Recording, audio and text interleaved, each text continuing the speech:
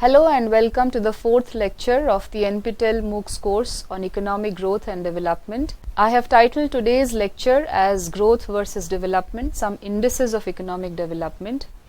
In today's lecture, I will introduce you to some of the basic concerns as to why growth is preferable to development or development is preferable to growth, and how there have been various concerted efforts towards bringing together various indices to this literature on growth and development. As in the case of the previous classes, let us begin with a recapitulation of the last class.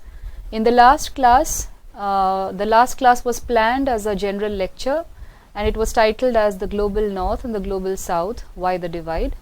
In the last class, I tried to bring in some of the basic concerns with regard to globalization and how globalization is at the center of the discourse on the political divide between the global north and the global south. We looked at what are the Bretton Woods paradigm prescription or the World Bank prescription with respect to globalization, and how there are certain intrinsic assumptions with respect to the global south which makes it possible for the World Bank's prescription to work out for the global north. We also looked at some of the discontents with respect to globalization and how there has been a backlash against globalization across the world. We then concluded with the reorientation of discussion with respect to international poverty or world poverty, how the global north, global south divide has been coming down over the period of last 2 decades or so, and how there are two overwhelming concerns or worldviews with respect to world poverty, the World Bank paradigm or the Bretton Woods paradigm and the UN paradigm. In today's lecture, I will first introduce you to a very important document of the human development called the Human Development Report of 1990. The United Nations Development Programme for the first time brought a document which particularly spoke about the dangers of unwarranted economic growth, and it also brought about some of the research pertaining to human development achievement levels across countries globally. Let me introduce you to this report first, which focused on human development and not just growth. And it is also important to note here that the 1990 Human Development Report of the UNDP came in at a very significant juncture of the world economy. It came at a time when the World Bank and the Bretton Woods institution comprising the IMF along with the World Bank had started prescribing structural adjustment policies and programs for various countries across Africa, Asia and Latin America. Latin American countries were reeling under a debt crisis. There was a clear disconnection with respect to economic growth and human development achievements in many countries across the world, and therefore the 1990 HDR deserves special mention, and it is befitting that I introduce you to the summary findings of this HDR report at this point of time. Now let us look at what I have tried to put together here is some of the summary findings. There are 15 significant points that this report is trying to make, and I have put them all together. I will enter into a short discussion with regard to these points so as to set the tune for a discussion of the economic indices that we need to know about. Now, this report talks about the record of human development over the period of 1960s to 1980s. So, it covers a period of 3 decades across the world, and this report had initially taken 14 countries which it had analyzed in the 1990 HDR. However, in the subsequent years and the subsequent HDRs, various other countries have been taken. Almost every country of the world today is ranked based upon the HDI or the Human Development Index. One of the first summary findings of this report was that developing countries have made significant progress towards human development in the last 3 decades. Now, let me at this point also inform you how the term human development has been understood or defined in the Human Development Report. Taking from Amartya Sen's analysis of capabilities approach, human development has mostly been defined as an expansion of choices of people, and it is considered to be more than GNP growth, more than income and wealth, and more than producing commodities and accumulating capital. So a person's access to income may be one of the choices, but it is not the sum total of all choices that an individual makes in her life or his life. Therefore, human development is considered to be a more progressive concept than GDP or GDP per capita. Now, the elaborate discussions on Human Development Index and the Human Development literature has anyway been planned in this course in the later part. So, which is why I will not go into the details of the human development concept in this lecture. The motivation of this lecture is simply to introduce you to the basic concerns about growth versus development. So this is the first summary finding of the HDR report, which says that the developing countries have made significant progress towards human development in the last 30 years or 3 decades. It basically says that several policy conclusions from this. It talks about some of the important indicators such as life expectancy and infant mortality rates. Now, let me also give you a working definition of what is life expectancy and infant mortality rates. Life expectancy is basically the average number of years a newborn is expected to live if mortality patterns at the time of birth remains constant over a given period of time. And infant mortality rates refer to the infants or the young children who die, typically those under 1 year per 1000 live births. Now, what was this summary finding trying to tell us was that the life expectancy in South, the global South, had risen from about 46 years in 1960 to 62 years in 1987. Adult literacy rate had increased from about 43% to 60%. The under 5 mortality rate had come down drastically. Primary health care was extended to 61% of the population, and safe drinking water was provided to about 55% of the population. And despite an addition of about 2 billion people in developing countries, the rise in food production had exceeded the rise in population by about 20%. So, which means that despite the lowness of levels of income in the developing countries, the developing countries had made significant progress in terms of human development. And in many countries, however, the report also very cautiously pointed out that in many countries of Africa and Latin America, the 1980s had witnessed stagnation or even reversal in human achievements. The second important point that this report was making was with respect to the north-south gaps in basic human development, and it said that the north-south gaps in basic human development had narrowed considerably in the last 3 decades, even while income gaps had widened. Now, in 1987, the average per capita income in the south was about 6% of that in the north, but its average life expectancy was about 80% of the northern average, and its average literacy rate was about 66%. So, developing countries had reduced their average infant mortality from about nearly 200 deaths per 1000 live births to about 80 in the decades between 1950 and 1988. So, the message here was very clear that the task of taking the developing world to an acceptable threshold of human development can be accomplished. So, while the north-south gaps have narrowed but the report also pointed out that the north-south gap in terms of human development achievements have narrowed down, but they continue to widen in advanced knowledge and high technology, which is why there was a lot of focus on technology transfer between the developed countries and the developing countries, which is something that I had focused on in the last lecture as well. The third important point was with respect to the following, that the average of progress in human development still conceals large disparities. While we are talking about the progresses made in human development in terms of life expectancy or infant mortality or safe drinking water and so on, there are various other inequalities that still get concealed in the Human Development Index as well. While the income, the GDP estimate does not take into account various inequalities, the Human Development Index also does not bring out various inequalities, such as that between the urban and rural areas, between men and women, between rich and poor. So the rural areas in developing countries, while they have declined, while they have brought about an increase in the achievement of human development levels, there continues to be a large rural-urban disparity as far as the achievement of human development levels is concerned.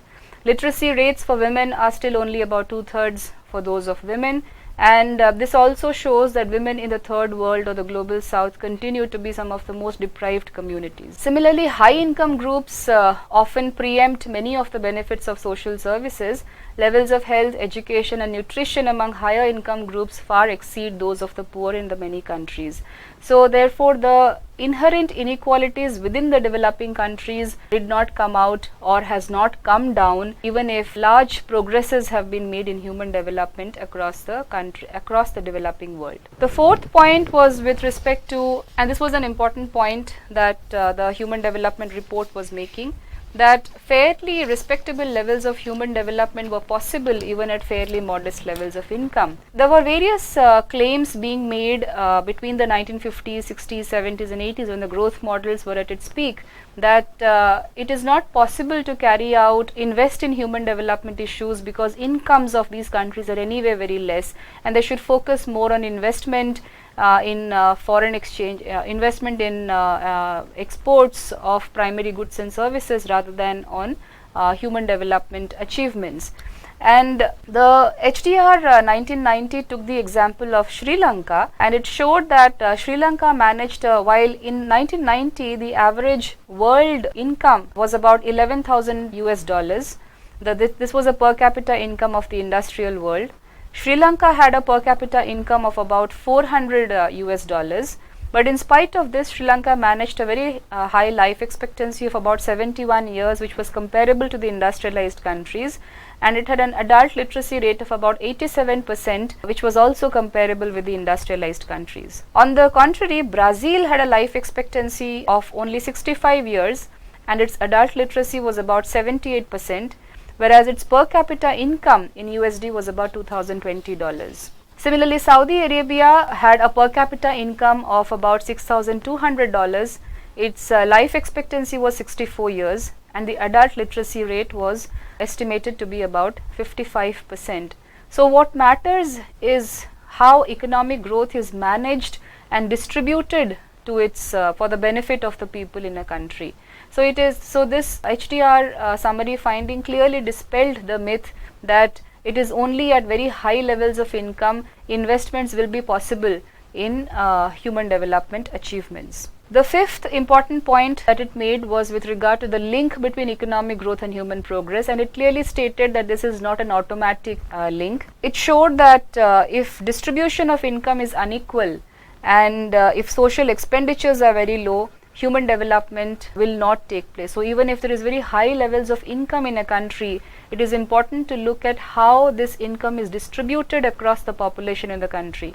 This was an important finding. Again, there was examples taken of Sri Lanka, also of Botswana and Malaysia, which during the period of structural adjustment had ensured that some of the incomes are equally distributed with respect to social services in these countries. And the HDR also noted that these countries had made impressive achievements in human development because they had well structured social policies and expenditures.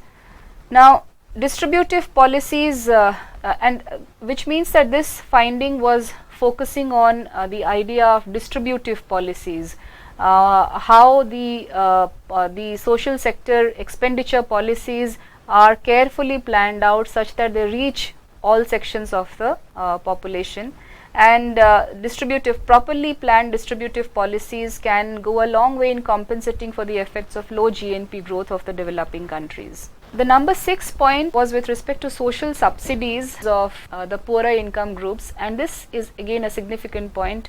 As I have already pointed out that the 1990 HDR came on the wake of when the structural adjustment program, conditional loans, prescription of the World Bank and the IMF was at its peak. It was talking about bringing down of social subsidies, social sector expenditures in health, in education, in food, in agriculture, in industry and so on and so forth. That was a time when the HDR 1990 comes in and says that social subsidies are absolutely necessary for poorer income groups, and particularly for the third world where there is uneven income, where incomes are not distributed properly. And this was also for the first time literature in this area thickened, which said that growth simply does not trickle down. So the trickle down effect does not take place. Free market mechanisms may be vital for allocative efficiency, but they do not ensure distributive justice. The number 7 point was about developing countries are not too poor to pay for human development, and they can take care of economic growth. There was this view that human development can be promoted only at the expense of economic growth, and HDR noted that this poses a false trade-off, and it misstates the purpose of development and underestimates the returns on investment in health and education. In fact, certain calculations were carried out which showed that with a 1% investment made in education and health, what would be the returns to private investment, which means that if the enrollment say of children in schools are increasing, or if somebody is completing primary education, what will be its effect on the overall investment in the economy. For Africa, it was shown that private returns to primary education was as high as 43%. In Asia, it was as high as 31%, and in Latin America, it was as high as 32%. So social returns, private returns meaning increase in investments, because you have a more skilled population, you have a more technical workforce within the economy, it leads to more of private returns to investment. Social returns from female literacy were also shown to be much higher in terms of reduced fertility, reduced infant mortality, lower school dropout rates, and improved family nutrition and lower population growth, which basically means that if you're investing more and more on the females, on the education of females, if you're spending more on the health of girls and women and so on and so forth, then it leads to lower school dropouts, it leads to higher productivity of the labor force, and so on and so forth. The 8th point that this report made was with respect to the human costs of adjustment are often a matter of choice and not of compulsion. And this is also again significant in the wake of the World Bank prescriptions, which says that countries needed to adjust because of the fiscal imbalances that have taken place. The countries need to adjust. However, the report pointed out that adjustment is a matter of choice and not compulsion. While taking care of fiscal prudence within an economy, the countries across the world can decide, particularly the developing countries of the third world can decide where their money should go to, whether they should sustain their expenses on the social sector such as health, education, food, and so on. And many countries and also during this period, while many countries across the third world or the global south went on to reduce social sector expenditures, their military spending had risen, and the HDR 1990 was posing an ethical question of whether it is all right to increase spending on military on the head of defense and military purposes, and reduce social sector spending on education and health and food and so on. The 9th point was regarding a favorable external environment, which is vital to support human development strategies in the 1990s. This point was made because comparable estimates showed that the net transfers, foreign exchange transfers from the developed world to the developing countries had come down drastically during the period of the 1980s. And the estimates actually show that the net transfer of resources to the developing countries had reversed from a positive flow of $42.6 billion in 1981 to a negative flow of $32.5 billion in 1988.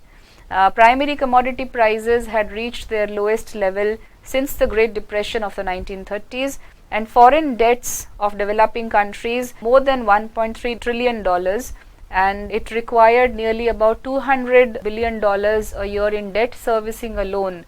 And this was the figures that was provided by the 1990 HDR. The figures will be revised must have been revised in the recent years.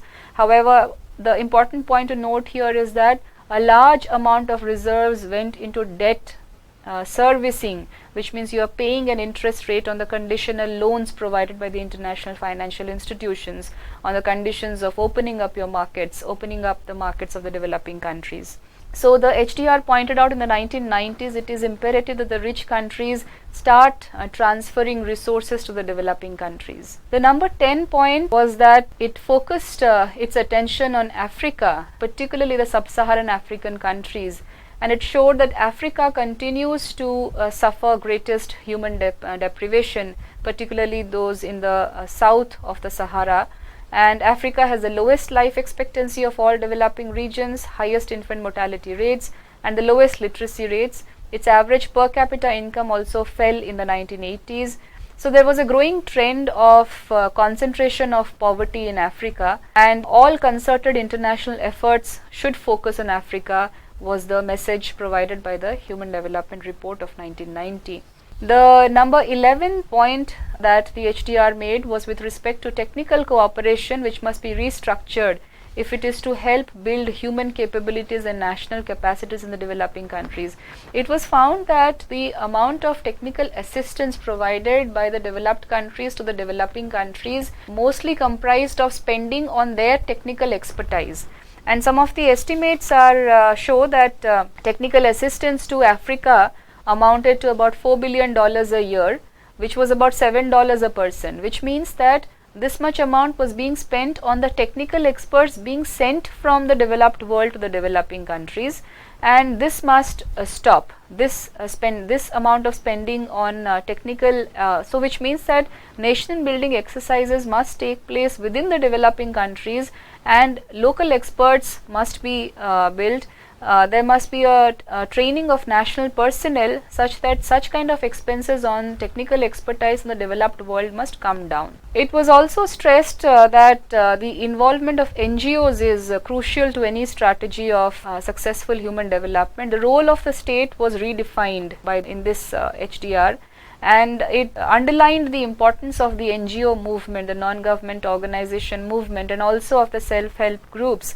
And it clearly said that the NGOs are generally small, flexible and cost effective, and most of them aim at building self-reliant development. They understand the local needs well, and therefore it is important that NGOs become a part of the state machinery, where they work together with the state, and therefore there was a tendency toward there was an effort towards towards redefining the role of the state by including the role of NGOs and other organizations. The next point was with regard to significant reduction in population growth rates. Now, if we look at the period between the 1950s and the 1980s, although the population growth rate had declined, the levels of population were still very high in developing countries, and therefore the HDR suggested appropriate mechanisms to contain population growth rates in the developing countries. The next was with regard to rapid population growth in the developing world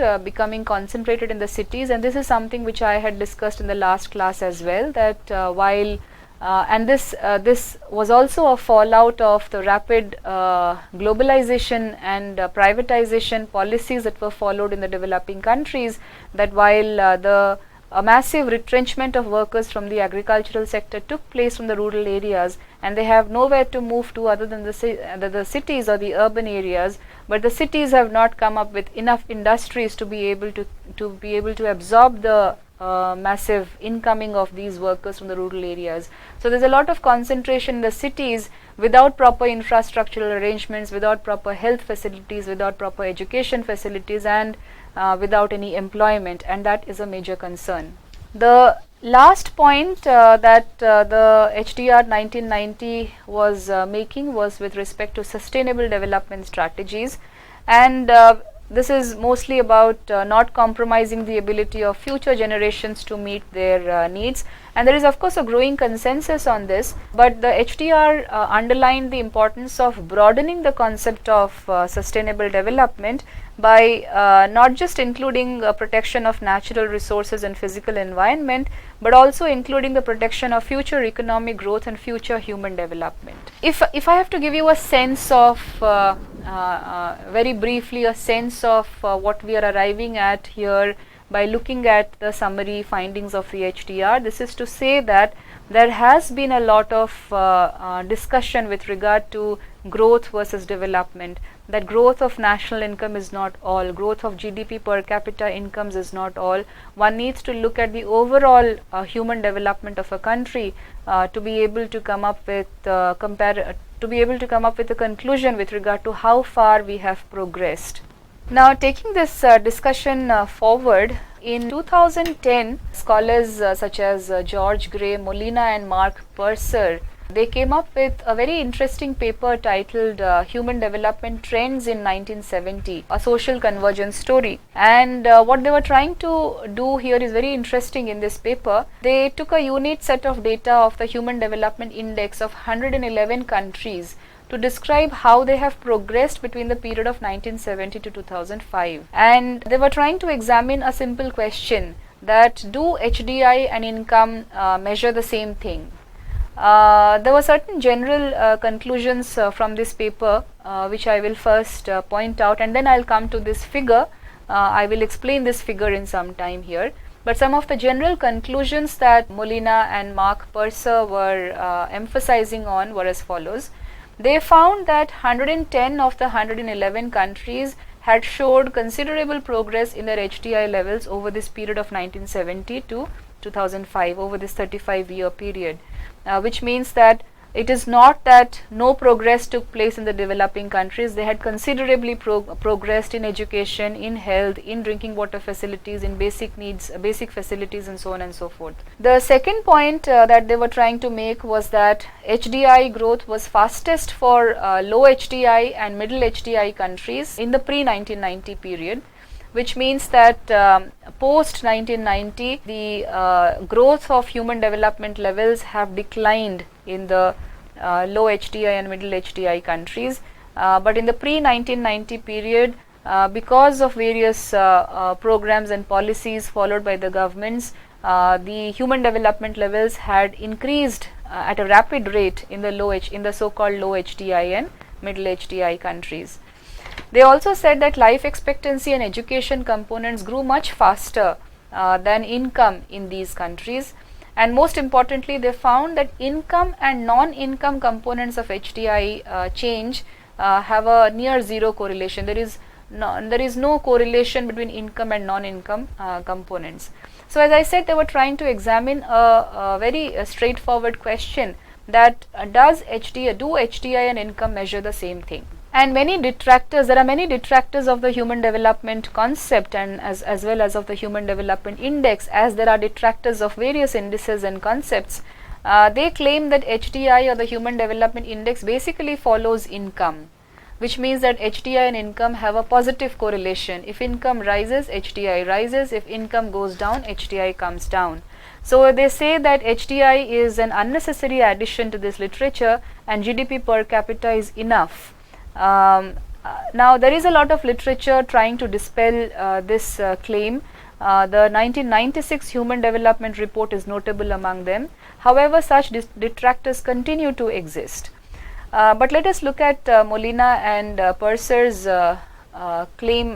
Purser's examination of GDP and HDI levels in this 2010 paper that they carried out. They try to refute this claim that HDI and income are interchangeable, and instead they find that the non-income components of HDI provide valuable insights into understanding how human development has changed over time.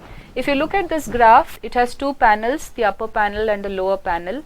You need to read this graph from left to right. Let us say in the upper panel, the left graph, let us say it is graph A, the panel A, panel B, then panel C and panel D. In panel A, you see the plots of an income index against HDI for the year 2005. In panel B shows income index against the non-income indicators of average of life expectancy and education for 2005. Panel C shows the change in income index between 1970 to 2005 and the change in human development index between 1970 to 2005.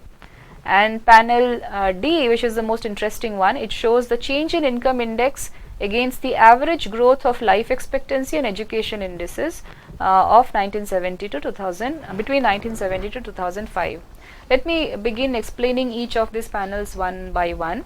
The first panel of this figure shows what critics often point out in demonstrating how closely HDI and income are related. So this figure shows how HDI and income index levels, how the HDI and income index levels went together or were positively correlated in 2005.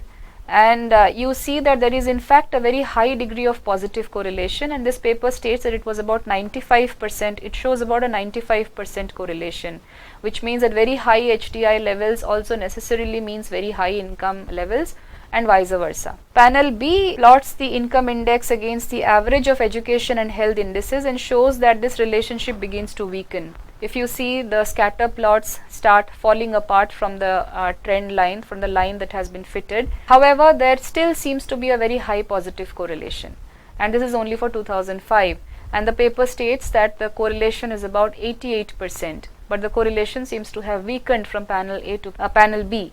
In panel C, the relationship almost breaks down, and this graph shows the absolute difference from 1970 to 2005 for HDI and the income index.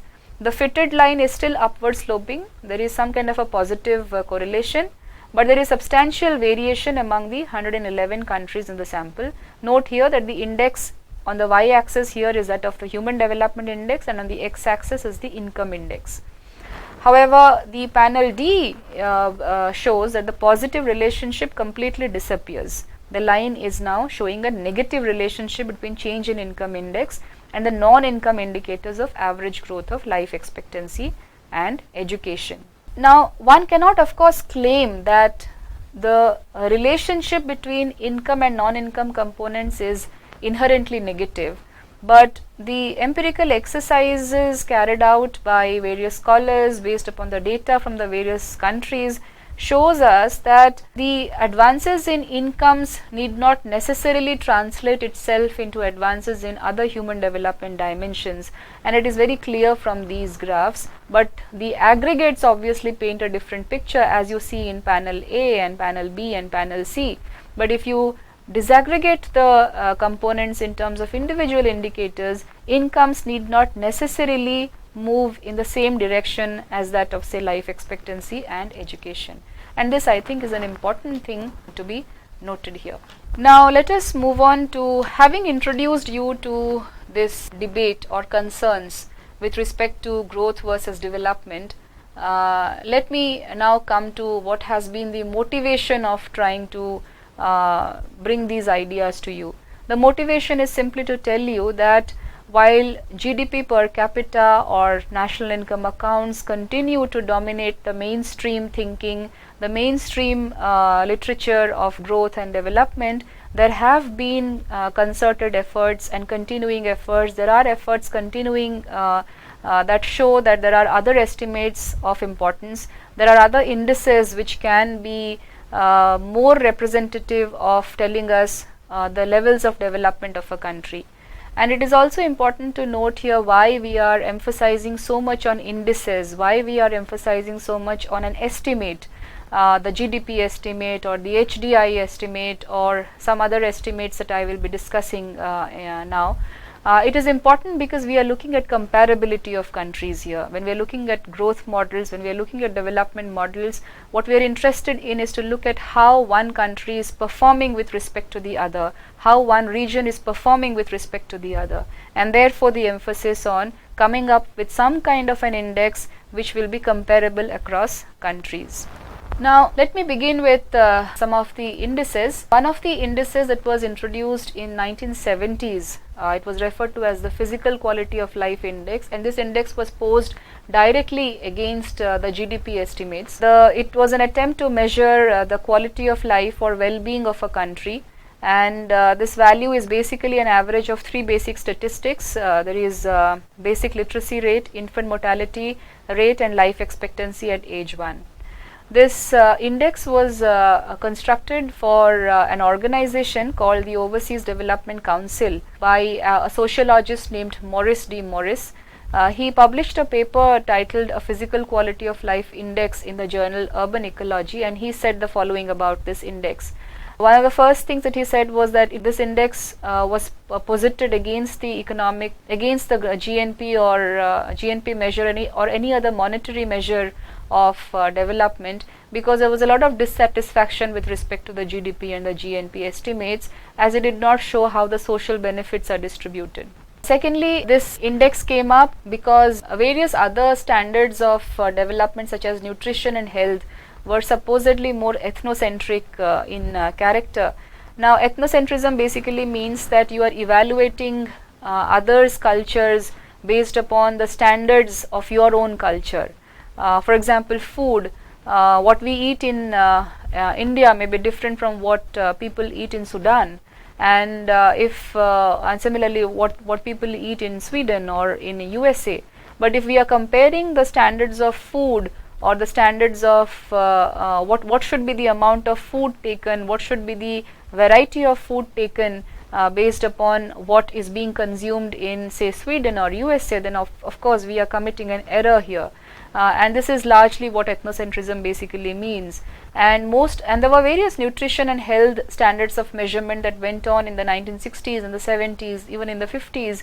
However, it suffered from this very problem of ethnocentrism, and this is why Morris comes up with a more comparable estimate of physical quality of life index. And he did say that it is basically to minimize cultural and developmental ethnocentricity and can be internationally comparable. So this measure is a relatively easy to calculate measure. There are all of these indicators: literacy rate, infant mortality rate, and life expectancy at age 1 are converted into indices, and these indices, all these indices have equal weights, and then there is a simple arithmetic mean calculation that takes place based upon all of these three indices. The scale is from 1 to 100, and based upon historical experience, the worst is 1 and the best is 100, and then it is simply arithmetic mean of equally weighted, and all the indicators are equally weighted. Now, based upon the PQLI, various experiments were carried out. Various experiments in comparing levels of development across of countries were carried out, and it was shown that Sri Lanka, which had a per capita income of $150, and this was in 1970s, had a very high PQLI, or a physical quality of life index. And Morris also proposed and suggested that this index may actually lead us to less costly methods of life quality improvement as than now are used. Now, that is, when the physical quality of life index was doing the rounds of measuring quality of life in the growth and development literature, various criticisms came up. Showing that this does not tell us much about human welfare. However, various experiments were carried out in actually implementing actually constructing of PQLI for countries, and policy interventions also took place based upon the PQLI. The Human Development Index, I will not go into the details of the Human Development Index as it is meant to be taken up in the later part of this course. However, just to introduce you to the basic dimensions of the Human Development Index, this of course came up in 1990, much later after the PQLI, but it draws a lot from the experiences of the PQLI. There were three major dimensions. First was to lead a long and healthy life. It was mostly talking about a health indicator. To acquire knowledge, that was an education dimension. It talked about education indicators, and to have access to resources or needed for a decent standard of living, which basically talked about an income indicator. So, health, education and income were the three important indicators that were taken up in the construction of the HDI. The HDI was a clear improvement over the PQLI, because the PQLI completely denied the importance of income in the index, and the importance was only on outcome indicators of literacy and health, whereas income was not taken as an important indicator. But the HDR of 1990 or the developments in the 1980s, 70s and 80s had clearly shown that while income is not the only indicator of economic development, it is definitely an important one. It needs to be associated with various other components of development as well. So HDI works better than PQLI as a measure of development because it represents both physical and financial attributes. It's a composite index like the PQLI. We will see that in detail in the later classes. In 2010, the Human Development Report came up with an improvement over the HDI, where they were adjusting for inequality in countries, and therefore they came up with the Inequality Adjusted Human Development Index, and it is said that the IHDI measures the actual level of human development because it is accounting for inequality within the countries. So simple HDI remains useful, but IHDI gives more insights into the potential of human development across countries. This is the next 2 points are about the definitions of human development, which I believe we will keep it for the later classes. There is another concept which has been doing rounds in the last few years, and this is referred to as the Gross National Happiness Index, and this index has also the backing of the United Nations now. This was first carried out in Bhutan and has now been replicated in many other countries as well. It is variously known as the Well-being Index or the National Happiness Index, but it came into the vocabulary of growth and development literature in 1972 when the King of Bhutan said that gross national happiness is more important than gross domestic product. And the recent estimates that have been carried out for the country of Bhutan shows us that there are 9 domains which are considered for calculation of the Gross National Happiness Index: the psychological well-being, health, education, time use, cultural diversity and resilience, good governance, community vitality, ecological diversity, and resilience in living standards. And this resilience in living standards is a proxy for incomes. And this index of GNH has been highly acclaimed because it talks about sustainable development, and it takes a holistic approach towards notions of progress and give equal importance to non-economic aspects of well-being. Various organizations have come together for providing estimates based upon the Gross National Happiness Index. However, the major criticism with respect to the GNH is the term happiness, or the measurability of well-being of individuals within a country, because here we are talking about subjective well-being than objective well-being. We are talking about measuring something, measuring a subjective attribute than something which is more objective in nature. We will also take up a discussion on the various elements of subjectivity and objectivity in measuring an index when we come to the Human Development Index. However, this is just to tell you that the Gross National Happiness Index has also been forwarded or advanced as an alternative to the GDP estimate. In the recent years, there have been various sustainable development indicators. If you can recall from the last class where I mentioned about the one of the important limitations of GDP being that the environmental damages are not considered as a debit. Therefore, various efforts have gone on to come up with sustainable development indicators, the notable amongst them being Environmental Sustainability Index, we have ecological footprints, carbon dioxide ecological footprints, dashboard of sustainability, green GDP, index of sustainable economic welfare, sustainable net benefit index, and so on and so forth. It is impossible to get into the details of each of these indices in these classes. However, I would like to focus on one, the green GDP. The green GDP started, the talks about green GDP started in the 1970s by economists such as Nordos and Tobin, and many other estimates related to green GDP have been carried out in the past, such as the measure of economic welfare, which adjusts GDP to include the value of leisure time, unpaid work, and environmental damages. They also define a sustainable measure of economic welfare value, and their work is considered to be a precursor to more sophisticated measure of sustainable development, and it is also considered to be a precursor to the estimate of green GDP. Now, efforts to account for environment in the system of national accounts has been on, as you can see, since the 1970s, and various policy documents have emerged since then. However, very few reports on green GDP are available in the public domain, And one of the first green GDP accounting report was worked out for the year 2004 for China, and it was published in China in 2006. And that report showed that the financial losses caused by pollution was more than about $60 billion, or about 3.1% of the Chinese economy. And as an experiment in national accounting, the green GDP effort failed, and the subsequent report, which was supposed to be come out in 2007, did not come out, because it became clear that when you're adjusting for environmental damages, it had reduced the growth rate to a politically unacceptable level, and that became grave danger for showing the competitiveness of the country in the global order.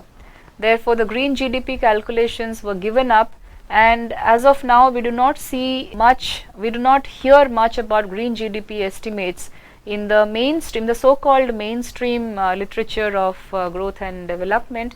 However, that is not to say that the efforts towards this has ceased, and it continues to, and such efforts continue to rise in today's world. Now let me summarize our discussion today. This class was devoted to introducing you to some of the basic indices of economic development, and these indices of economic development are mostly posed against the dominant GDP estimate, because the dominant income model of development. We began with a discussion of the Human Development Report of 1990 brought out by the United Nations Development Program, and I deliberated on this fact that it is important to look at the HDR 1990 report, because it came at a significant juncture where the Bretton Woods paradigm was focusing more on structural adjustment prescriptions for the global south, and fiscal imbalances were taking place in most of these countries. The global north-south political divide was being reoriented towards a discussion on international poverty or world poverty, and therefore it was important to look at how income is not the most important indicator of development. Along with income, there needs to be more components which would lead towards enlargement of people's choices. We also looked at a research paper which showed the progress of human development across 111 countries between the period 1970 to 2005, which is an important era in the development discourse of the world. And it showed that non-income indicators and income indicators need not necessarily move together. At the aggregate level, when we are taking indices of income and plotting them against the indices of human development, there seems to be an overall positive relationship, but a weak positive relationship. But when we disaggregate the index in the form of just life expectancy at birth or education, then we see that income does not have even a positive relationship. The positive relationship indeed breaks down. So that provides an answer to the claim of many detractors that the HDI and GDP basically mean the same, and it also challenges the politics of income being the only criterion of development.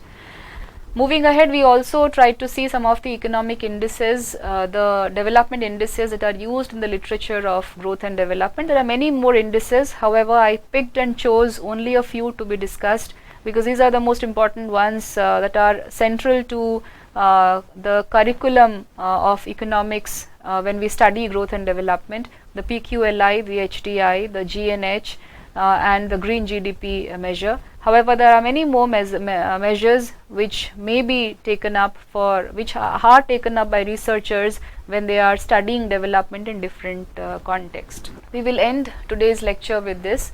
In the next lecture, I will bring up the concept of inclusive growth. We will discuss what inclusive growth means, where did it emerge from, what are the countries that are advancing the idea of inclusive growth, what are the components of inclusive growth, and does it also mean that it is an extension of the concept of growth, as in growth of GDP, or much more than that. See you in the next class. Thank you.